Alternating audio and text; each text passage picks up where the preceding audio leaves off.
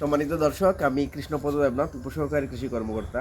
এখন আছি ফাহাদ ভাইয়ের আদার যে বাগানটা, এই বাগানে কিন্তু আপনারা দেখেছিলেন যখন আমরা বীজ বপন করেছিলাম, আদার বীজ যখন কন্দ যখন লাগিয়েছিলাম আদার, তখন আপনারা দেখেছিলেন।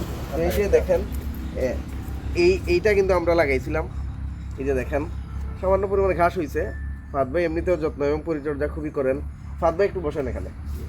তো এই যে দেখেন, এক একটা গাছে কিন্তু আমরা দেখতে পাচ্ছি একটা, দুইটা, তিনটা, চারটা, পাঁচটা করে কিন্তু আপনার এই যে গাছ গজাইছে।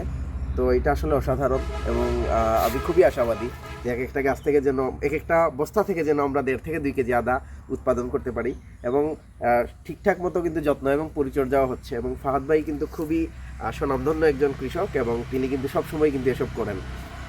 ফাহাদ ভাই কিন্তু আমাদের মনোনীত একজন পুরস্কারপ্রাপ্ত একজন কৃষক এবং শীঘ্রই আমাদের পুরস্কার বোধহয় আপনি পাচ্ছেন।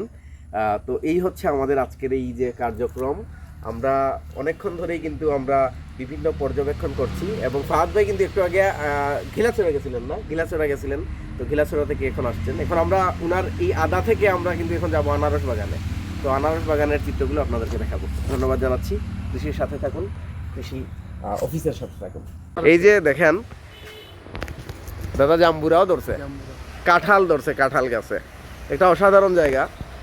ফাহাদ ভাইয়ের বাড়িতে আসলে আসলেই মন ভালো হয়ে যায়। চারিদিকে কিন্তু ফলের গাছ, তারপরে তিনি আসলে অনেক কৃষি বান্ধব একটা মানুষ। এই হচ্ছে ওনার আদা বাগান।